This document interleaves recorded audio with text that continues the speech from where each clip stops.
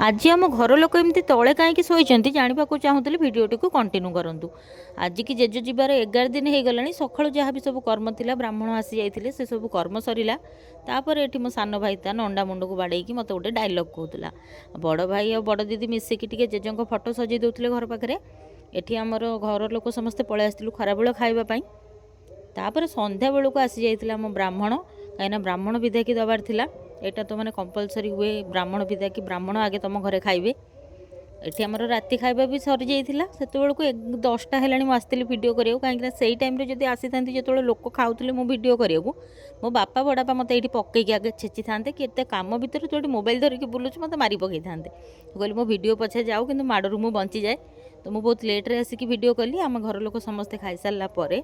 दिन सारा जहाँ भी होइथियो मो बापा आसिकी आम पाखरे गपी देकी पळेले एठी जेजंग फोटो भी आसिकी छकरे गोटे लागिथिला रहिली बाय।